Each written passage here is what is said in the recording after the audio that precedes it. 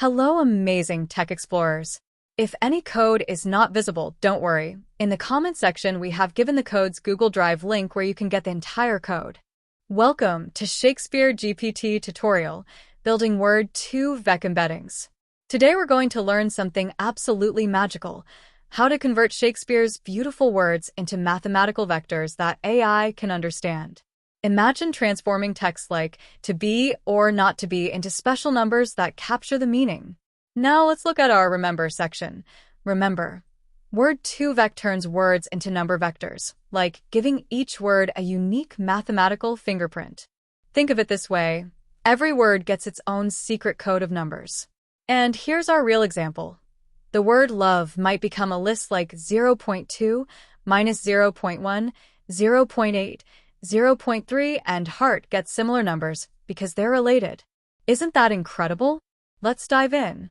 What is Word2vec? Great question. Word2vec is like a magical translator that converts words into lists of numbers called vectors. Words with similar meanings get similar number patterns. Look at our 4 amazing steps. Step 1, read Shakespeare text. Step 2, find word patterns. Step 3, create number vectors. Step 4, train the model. Now our think of it like section says, if words were people, Word2vec finds out which people are friends by seeing who hangs out together in sentences. And check out our data flow. Romeo loves Juliet becomes a list of words, then becomes vectors, and finally AI understanding. It's like teaching a computer to understand friendship between words. Building our Word2vec class. Let's start by creating a class that will handle all our Word2vec operations. Think of it as a toolbox for word embeddings. Looking at our first code section, we see class Word2vec embeddings with a comment explaining it creates Word2vec embeddings using GenSim, giving each word a mathematical representation. The second code section explains what happens. We create a class, set embedding_dim to 128 numbers per word, and start with no trained model yet. Our remember section tells us, higher embedding_dim equals more detailed word descriptions, but needs more computer memory. It's like choosing between a simple sketch or a detailed painting of each word. Breaking text into sentences. Word2vec learns by reading sentences, so we need to split our long Shakespeare text into smaller chunks that make sense. In our first code section, we see the create_sentences_from_text function that converts word lists into sentences for Word2vec training. The second section shows us how this works. We take words like to be or not to be and create overlapping chunks of 20 words each, moving 10 words at a time for better learning. Our visualization shows long text becomes overlapping chunks, which creates better word relationships. It's like giving the computer many different examples to learn from. Training the Word2vec model. Now we train our model to understand Shakespeare's language patterns. This is where the magic happens. Our first code section shows the train_Word2vec function that creates sentences and starts training with GenSim. The second section reveals the parameters. Window equals 8 means look at 8 words before and after. Min_count equals 3 ignores rare words, and we train for 20 epochs. Our key parameters section explains. Window equals 8 means learn from 8 words around each word, and epochs equals 20 means read the text 20 times. It's like studying the same book 20 times to really understand it. Understanding training parameters. Each parameter in Word2vec training has a specific job. Let's understand what they do with Shakespeare examples. Our window equals 8 example shows. For the word love, in Romeo doth love fair Juliet dearly, we look at 8 words before and after love. Min_count equals 3 means, if thou appears only twice in all of Shakespeare, we ignore it because it's too rare to learn from. Skipgram tells us, given love, predict surrounding words like Romeo and Juliet.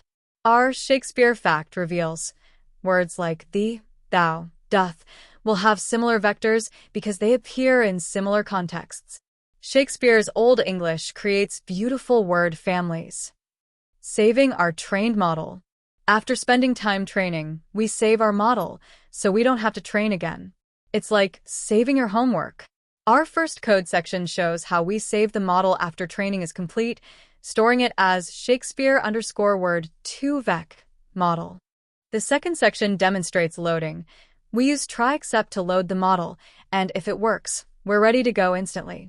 The explanation tells us, after training, our model knows 15,000 plus Shakespeare words. We save it to a file, and next time we can load it instantly instead of training again. Our pro tip says, training takes minutes, loading takes seconds. Always save after training. Smart thinking saves time. Discovering word relationships. Now, the fun part. Let's see how similar Shakespeare words are to each other. Our model can find word relationships. Our first code section shows get_word_similarity function that checks how similar two words are and find_similar_ words that finds the most related words. The second section gives us examples. Similarity between love and heart equals 0.85. Very similar. But king and peasant only get 0.23. Not similar at all. Our Shakespeare magic example reveals love and heart score 0.85 similarity. King and queen get 0.78 similarity. The computer learned Shakespeare's relationships perfectly. Building the final embedding matrix.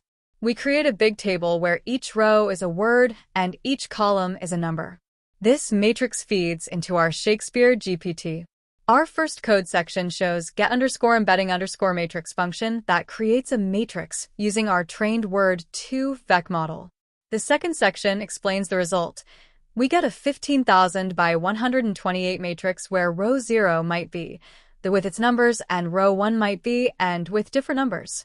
Our matrix magic section tells us 15,000 words times 128 numbers equals 1,920,000 numbers that represent Shakespeare's entire language.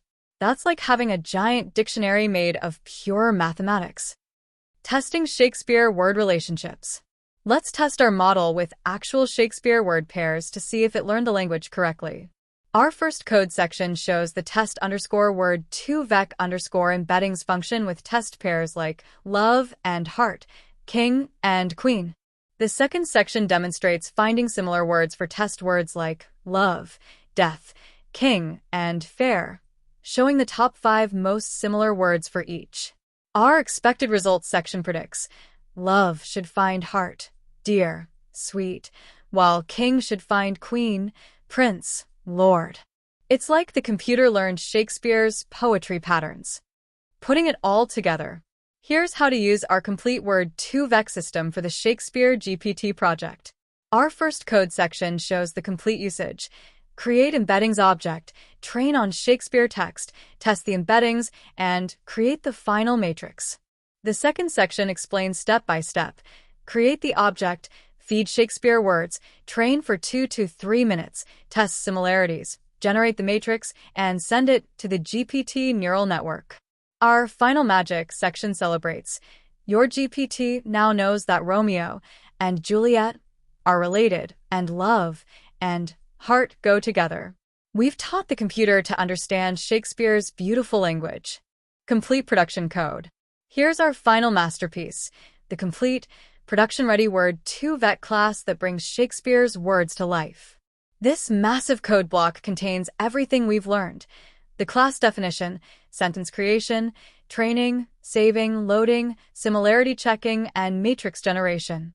Every line is carefully crafted with comments showing where imports come from, like from Gensum import Word2vec and import numpy as np. This is your complete toolkit for understanding Shakespeare through AI.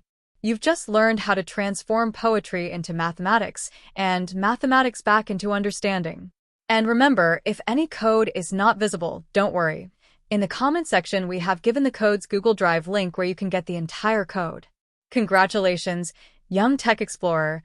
You've mastered Word2vec.